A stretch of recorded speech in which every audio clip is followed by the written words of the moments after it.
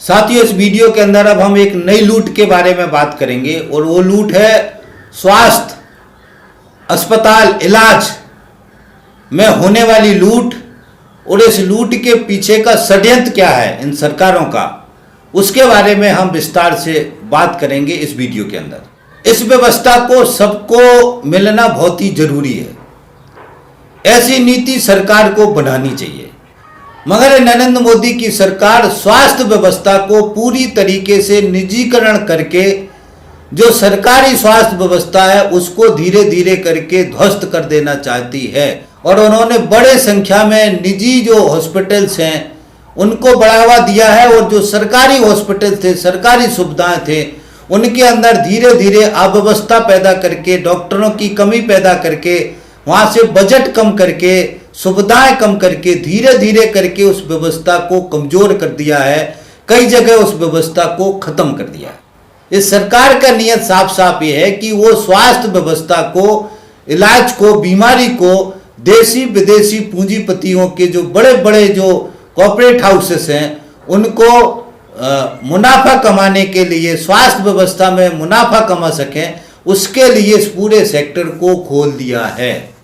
और बड़ी संख्या में बड़ी बड़ी कंपनियों ने बड़े बड़े हॉस्पिटल बड़े बड़े शहरों में बना दिए और यहाँ तक कि छोटे छोटे शहरों में भी बड़े बड़े प्राइवेट नर्सिंग होम, बड़े बड़े प्राइवेट हॉस्पिटल खोल दिए गए हैं, जिन हॉस्पिटलों के अंदर बहुत महंगा इलाज होता है, आम आदमी का इलाज कराना मुश्किल होता है। बड़ी बीमारी हो जाए तो उसको अपने परिजन को घर लाना पड़ता है और फिर मरने का इंतजार करना पड़ता है, क्योंकि उसके पास पैसा नहीं है। पैसा नहीं है तो बड़े हॉस्पिटल में इलाज नहीं करा सकता। इस तरीके की व्यवस्था इस सरकार ने पैदा कर दी है।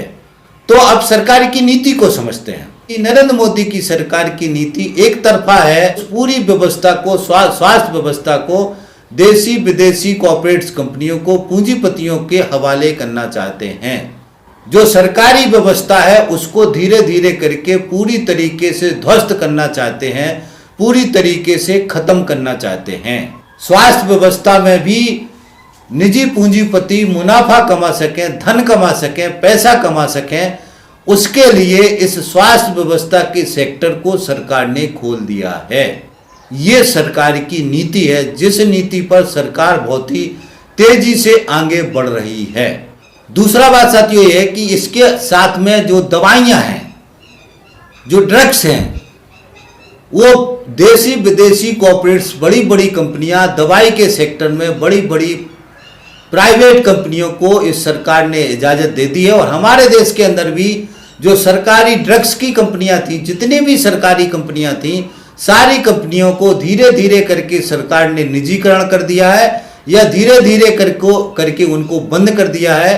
अभी बड़ी संख्या में विदेशी कंपनी, अमेरिकन कंपनी, ब्रिटेन की कंपनी, बहुत दुनिया की कंपनियों को हमारे देश में आने का रास्ता खोल दिया है, हमारे देश में कंपनी लगाने का रास्ता खोल दिया है। तो ये प्राइवेट कंपनी हमारे देश में स्वास्थ्य के सेक्टर में, इलाज में महंगी दवाई दे करके, महंगी दवाई बेच करके हजारों हजार करोड़ रुपया मुनाफा कमा रहे हैं। ये सरकार का नीति है। अब सब कुछ जब देसी विदेशी कॉर्पोरेट कंपनियों के हवाले हो गया तो ये इनके कंपनियों के भी चरित्र को साथी हमको समझना है कि सारी कंपनियां विदेशों से जो हमारे देश में आ रही है, हमारे देश के अंदर भी जो निजी पूंजीपतियों की कंपनियां हैं, इसके अंदर इन कंपनियों का लक्ष्य है ज्यादा से ज्यादा मुनाफा कमाना, ज्यादा से ज्यादा पैसा कमाना। इसलिए आप देखेंगे कि 1 रुपए का जो गोली है वो 100 रुपए में बेचते हैं। तो इस तरीके से दवाई बेतहाशा महंगी, वो इसमें कोई लिमिटेड नहीं है, अनलिमिटेड मुनाफा, कई गुना मुनाफा, कई 100 गुना मुनाफा इस दवाइयों के माध्यम से देसी विदेशी कॉर्पोरेट कंपनियां लूट रही हैं। ये दवाई वास्तव में इतनी महंगी नहीं है। यदि सरकार चाहे, सरकारी कंपनी होती, सरकार कुछ प्रमुख दवाइयों का उत्पादन करती, तो ये दवाई जो है 1 रुपए की बनने वाली दवाई सरकार उसको 5 रुपए 10 रुपए में दे सकती है। 100 रुपए देने की जरूरत नहीं है, 200-500 रुपए देने की जरूरत नहीं है।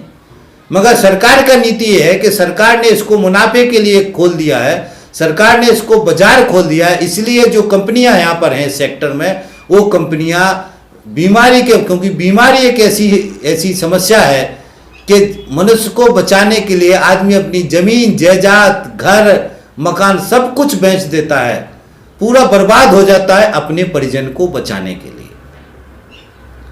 तो ये मजबूरी है, आदमी की मजबूरी है, और इस मजबूरी का फायदा मुनाफा कमाने के लिए देसी विदेशी कॉर्पोरेट्स कंपनियां उठा रही हैं।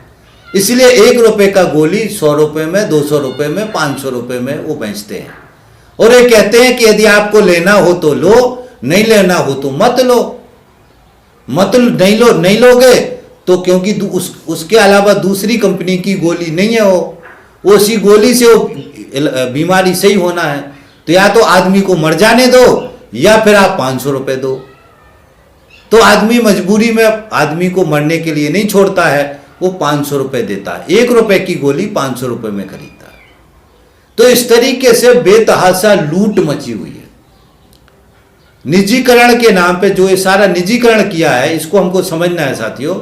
सबसे बड़ी लूट स्वास्थ्य सेक्टर में, हॉस्पिटल में, दवाइयों में, ऑपरेशन के जो साधन आते हैं, बड़ी संख्या में बेतहाशा लूट इस निजीकरण के माध्यम से देसी विदेशी पूंजीपति हमारे देश की जनता की कर रहे हैं, जिसको हमको समझने की जरूरत है।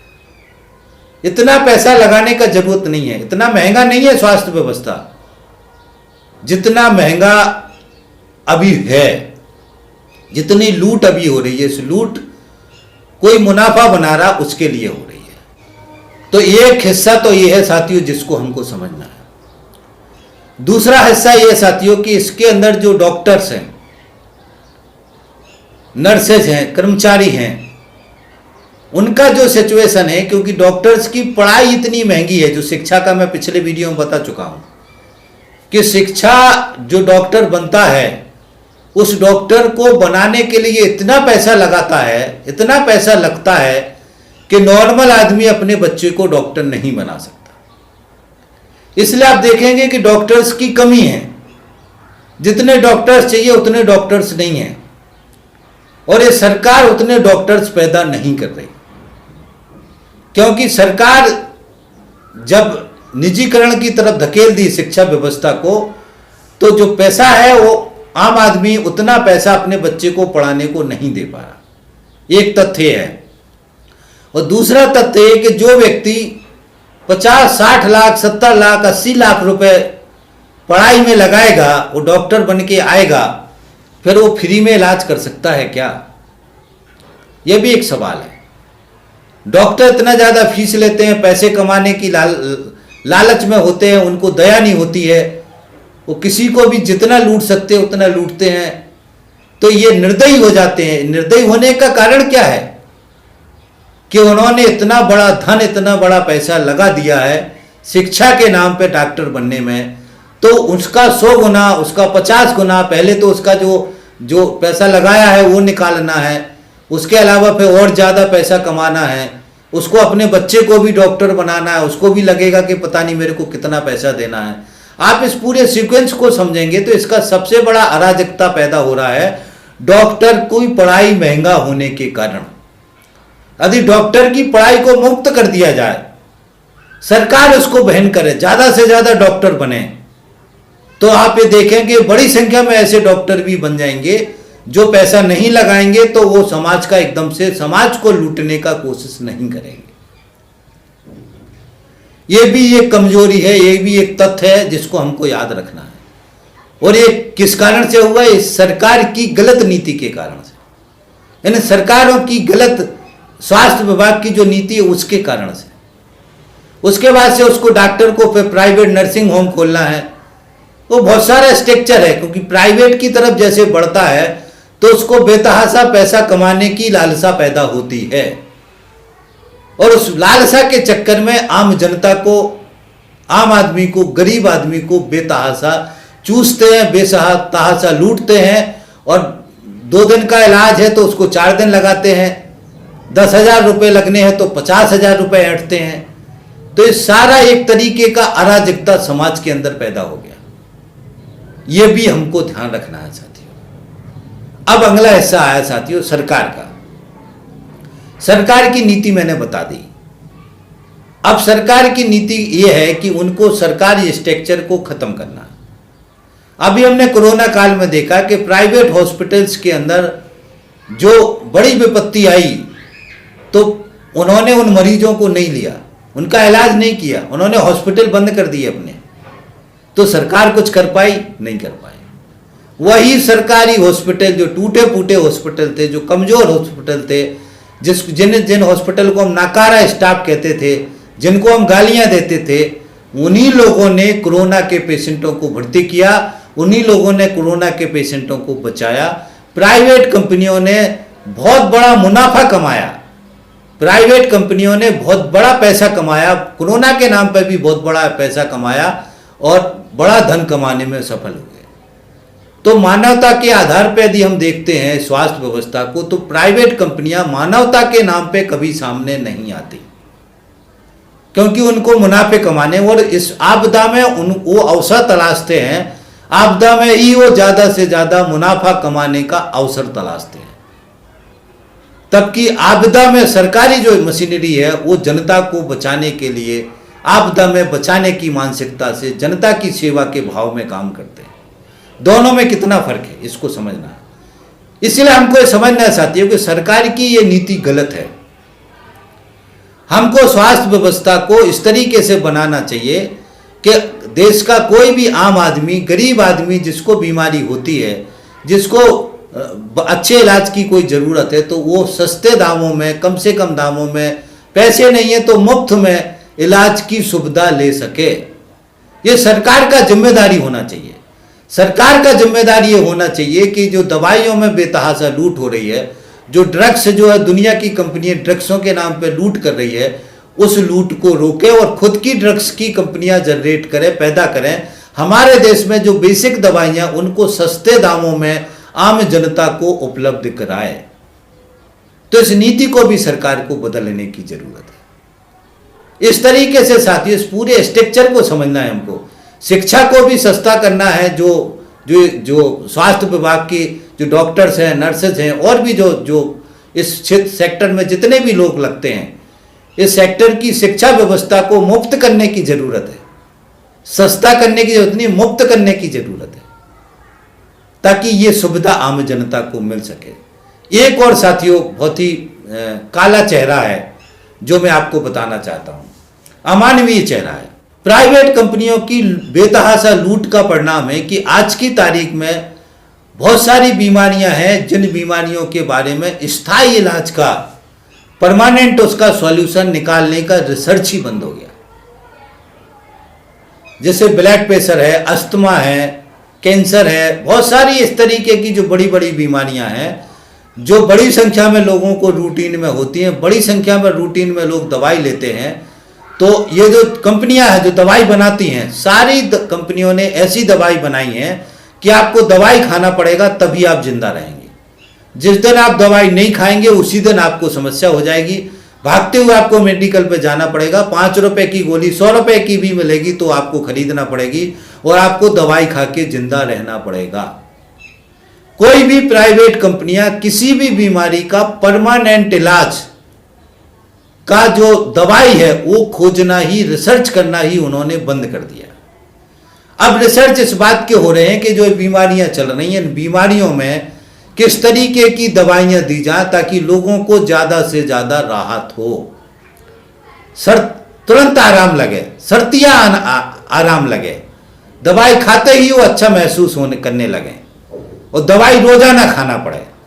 इस तरीके की तरह तरह की दवाइयां, तरह तरह की ड्रग्स की रिसर्च हो रही है। तो ये कितना खतरनाक है कि समाज में व्याप्त जो बीमारियां हैं उनका जो परमानेंट उनका इलाज, जड़ से खत्म करने का इलाज का रिसर्च प्राइवेट कंपनियों ने लगभग बंद कर दिया है। और सरकारी जो रिसर्च सेंटर हैं वो रिसर्च सेंटर किसी काम के नहीं बचे हैं। सरकार ने उनको खुद ही बर्बाद कर दिया। जैसे मलेरिया की दवाई आई थी, पोलियो की दवाई आई थी, बहुत सारे हमारे यहाँ जो बीमारियाँ, टीबी की दवाई आई थी। तो ये रिसर्च, सारे सरकारी जो रिसर्च कंपनियां थी, सारे रिसर्च सेंटर थे, इसको सरकार प्रोत्साहित नहीं कर रही, इनको डिमोलाइज कर दिया, इनको कमजोर कर दिया। इनको कमजोर करने के बाद से क्या हो गया, ये सारी कंपनियां धीरे धीरे करके कमजोर हो गई, बहुत सारी कंपनियां बंद हो गई और इन्होंने इस सेक्टर में रिसर्च भी बंद कर दी। क्योंकि सरकार की नीयत क्या है? सरकार की नीयत यह है कि पूंजीपति ज्यादा से ज्यादा मुनाफा कमाए, और पूंजीपति ज्यादा से ज्यादा मुनाफा तभी कमा पाएंगे जब वो सारे रिसर्च वो अपने हिसाब से करेंगे। वो रिसर्च इस हिसाब से नहीं होने कि सारी बीमारी खत्म हो जाए। सारी बीमारी खत्म हो जाएगी तो कंपनियां मुनाफा कहां से कमाएंगी? कंपनियां लाखों हजार करोड़ रुपए कहां से कमाएंगी? इसलिए इनको बीमारियां रखना है और नई नई बीमारियां पैदा करना है, नए नए तरीके के इलाज पैदा करने हैं ताकि जनता ज्यादा से ज्यादा लूट सके। तो ये साथियों अमानवीय चेहरा है, बहुत ही दुख भरा चेहरा है, जिसको हमको समझने की जरूरत है। और सरकार की ऐसी गलत नीति है, तब की रिसर्च के सेंटर में भी सरकार को पूरी तरीके से सरकारी के अपने कंट्रोल में करके वो रिसर्च सेंटर बनाना चाहिए जिसमें बीमारियों का परमानेंट इलाज का रास्ता तलाशा जाए। ऐसी दवाइयां खोजी जाए कि हर बीमारी का स्थायी इलाज हो, परमानेंट इलाज हो, कि दवाई लेने के बाद वो आदमी ठीक हो जाए, उसको दोबारा किसी भी तरीके का वो बीमारी ना हो, ऐसा दवाई तलाशा जाए, जड़ से खत्म हो जाए। तो ये साथियों लूट मची हुई जिसको हमको देखना है। दूसरा भी बहुत सारे हमारे देश के अंदर आयुर्वेदिक के नाम पे भारी लूट मची हुई है। अब हर सेक्टर में जब वो ये जो एलोपैथिक वाली जो कंपनियां हैं, ये जब देसी विदेशी कंपनियां ढेर मुनाफा कमा रही, तो हमारे देश की जो आयुर्वेदिक कंपनियां हैं, जिसमें बाबा रामदेव देखो और भी जितनी भी आयुर्वेदिक कंपनियां हैं, आदमी परेशान है, कहां जाए भाग के। तो कोई भी कुछ भी लेके आ जाता, वो प्रचार करता तो उसको खरीदने लगता हो। इसलिए हम देखते हैं कि बड़ी संख्या में आयुर्वेदिक कंपनियां भी बेतहाशा मुनाफा कमा रही हैं। और आयुर्वेदिक कंपनियों में वो कहते हैं कि जड़ से इलाज होता है, मगर आज की जो आयुर्वेदिक दवाइयां आ रही उसमें जड़ से इलाज नहीं होता है। आयुर्वेदिक दवाई खा करके भी आपको लंबे समय तक दवाई लेना पड़ेगी और आपकी जड़ से बीमारी खत्म नहीं होगी। एक समय के बाद फिर से बीमारी होगी, फिर आपको दवाई खाना पड़ेगी और निरंतर आपको दवाई लेना पड़ेगी। परमानेंट इलाज का जो दवाई है वो लगभग आयुर्वेदिक में भी उस तरीके से नहीं है जिस तरीके से होना चाहिए। तो ये सारे खतरे हैं साथियों जो हमारे सामने आए। अब इस सब सारे खतरों का परिणाम क्या है? आज की तारीख में हमारे देश की लगभग 80% जनता बड़ी संख्या में इलाज के नाम पर के ये जो जादू टोने हैं, पूजा पाठ है, खासतौर से आप देखोगे इसमें जब किसी को पीलिया की बीमारी हो जाती, बड़ी संख्या में लोग मर जा रहे हैं, झाड़ा फूंकी कराते हैं, जादू टोना कराते हैं। तो ये जादू टोना, झाड़ा फूंकी, अंधविश्वास, बाबाओं के पास जाते हैं, बाबाओं की भी दुकानें चल पड़ी हैं, धार्मिक स्थलों में जाते हैं। तो इस तरह बड़ी संख्या में लोग, पैसा नहीं है लोगों के पास तो कोई चारा नहीं है, तो उनकी साहब दवा भी दो, दुआ भी दो, और 100 में एक आध कोई ठीक भी हो जाता है तो उसका हल्ला करते हैं। तो हमें देखेंगे कि आदमी जो असल इलाज होना उसकी तरफ से अंधविश्वास में घुस गया, जादू टोना में घुस गया, झाड़ फूंक में घुस गया। और साथ में जो है ये झाड़ फूंक वाले जो अंधविश्वास समाज में फैलाते, उन्हीं की भी दुकानें चल पड़ी। कहीं कोई बाबा पैदा हो जाता है, वो इलाज करने लगता, देखो आप वहां पे कारें खड़ी, हजारों आदमी एकदम भीड़ लग जाती। कोई त्रिशूल से ऑपरेशन कर रहा, तो कोई पत्थर से पीठ ठोक के सही कर रहा है, कोई कुछ कर रहा है, कुछ भी कर रहे लोग। तो ये अवैज्ञानिक जो तथ्य पैदा हो रहे हैं, ये सरकार की गलत नीति के कारण से लोग अंधविश्वास की तरफ मजबूरी में भग रहे हैं और 85% जनता इलाज की जो व्यवस्था उससे दूर हो गई है। तो बड़ी संख्या में ऐसे लोग हैं हमारे देश में जिनकी रोजाना मौत हो रही है, वो इलाज ना होने के कारण से, इलाज ना लेने के कारण से। अगर वो सही तरीके से इलाज ले लें तो बच सकते हैं, मगर इलाज लेने का जो पैसा लगना है वो पैसा उनके पास नहीं है, तो मरने का इंतजार करते हैं। तो ये अमानवीय चेहरा है साथियों, ये अव्यवस्था है जिसको हमको समझना है, और ये सरकार की गलत नीति है जिसको हमको समझना है। तो ये सरकार आधार द्वंद्व निजीकरण करके किस रास्ते में देश को ले जा रही, इसको भी हमको समझना है। ये सरकार की गलत नीति है। इस नीति को बदलने के लिए हमको लड़ना चाहिए, इस नीति को रोकना चाहिए। वो हमको ये कहना चाहिए कि आप आधार निजीकरण बंद करो और सरकारी अस्पतालों को मजबूत करो। हर जिले स्तर पर एक बड़ा अस्पताल बनाओ, हर तहसील स्तर पर एक बड़ा सरकारी अस्पताल बनाओ, सरकारी अस्पताल में सुविधाएं बनाओ, डॉक्टर हो, नर्सें हो, इलाज मुफ्त में हो। तो ये सारी व्यवस्था, और जो प्राइवेट जो ये कंपनियां आपने खोले, प्राइवेट बड़े बड़े अस्पताल खोल रखे, इनको धीरे धीरे करके इनको सरकारी अस्पतालों में डॉक्टरों को लगाओ। तो ये सारी व्यवस्था बनाने की जरूरत है जिसमें सरकार को जाना चाहिए। वो इलाज के साथ में डॉक्टरों की शिक्षा मुफ्त करनी है, ये हमको लड़ना पड़ेगा। शिक्षा सस्ती करनी है, फिर संसाधन सस्ते करने हैं। ये सब सस्ता होगा तो सारी चीजें सस्ती होंगी। तो इस तरीके से नीतियों को समझना है साथियों। तो ये सरकार की, नरेंद्र मोदी की सरकार एक बहुत ही गलत दिशा में चली गई है, क्योंकि नरेंद्र मोदी की सरकार खुले रूप से देशी विदेशी पूंजीपतियों की सरकार है, और पूंजीपतियों की सरकार होने के कारण से पूंजीपतियों का मुनाफा बनाने के लिए इन्होंने शिक्षा में, कृषि क्षेत्र में अभी किसान लड़ रहे हैं, और स्वास्थ्य में सब जगह निजी पूंजीपतियों का रास्ता खोल रहे हैं ताकि निजी पूंजीपति ज़्यादा से ज़्यादा मुनाफा कमा सके। एक चीज़ और समझना है, हमारे दिमाग में ये नसीब किस्मत का खेल धर्म के नाम पे बिठाया हुआ है। जो आदमी ये कहता है कि साहब मर जाता है, इलाज के अभाव में मर गया, तो भी हम ये कहते हैं कि साहब उसकी इतने दिन लिखी थी। तो हमारे दिमाग में धर्म के नाम पर, नसीब किस्मत के नाम पर, जब तक चाबी भरी राम ने तब तक चले खिलौना, इस तरीके के बहुत सारी गलत धारणा हमारे दिमाग में डाल दी हैं। उनसे हमको सेटिस्फेक्शन करवाते हैं कि आपका जो आदमी इसलिए मर गया कि उसका जिंदगी खत्म हो गया। ये बात सत्य नहीं है, ये बात असत्य है और ये बात झूठ है। आदमी का शरीर या आदमी तभी मरता है जब उसका हार्ट काम करना बंद कर दे, जब उसका ब्रेन काम करना बंद कर दे। जब तक उसका हार्ट काम करना बंद नहीं करेगा, शरीर के अंग काम करना बंद नहीं करेंगे, तब तक आदमी मर नहीं सकता। तो इसका जुड़ाव जो है उसको हमको सेटिस्फाई, और हम इसको मान लेते हैं, बड़ी संख्या में लोग मानते हैं इसको। तो इस अंधविश्वास को भी हमको समझना है, इस अंधविश्वास से भी बाहर निकलना। हमको ये ध्यान रखना है कि किसी की मौत हो रही है तो उसके मौत के कारण को समझना है, और जब आप समझेंगे तो आप पाएंगे कि इसकी टाइम से इलाज नहीं हो पाया, इसको कोई ऐसी बीमारी हुई थी जिस बीमारी ने इसके हार्ट को बंद कर दिया, इसके ऑक्सीजन की सप्लाई को बंद कर दिया, जिस बीमारी ने इसकी ब्रेन को बंद कर दिया, जिसके कारण से उसकी मृत्यु हुई है। तो इस बात को भी हमको समझना, इस अंधविश्वास से भी हमको बाहर निकलना है साथियों। वैज्ञानिक चेतना को बढ़ाना है। ये सरकार वैज्ञानिक चेतना को खत्म करके लोगों के दिमाग में अंधविश्वास पैदा करके आदमी को एकदम से उसके दिमाग को कुंद कर दिया है, उसके दिमाग को शून्य कर दिया है, ताकि ये चाहते हैं कि आदमी किसी तत्व को, किसी बात को सही तरीके से समझ ना पाए। तो इस साजिश को, षड्यंत्र को भी हमको समझने की जरूरत है। तो साथियों, इतना सारा मैंने आपको बताया स्वास्थ्य के सेक्टर में। मुझे उम्मीद है कि मेरी बात आप समझ पाए होंगे और मेरी बात से आप भी सहमत होंगे। इसलिए हम सबको मिलकर के सरकार की इस गलत नीति के खिलाफ खड़ा होना है और गलत नीति को पलटने के लिए सरकार के ऊपर दबाव बनाना है। ये हम सबका जिम्मेदारी है।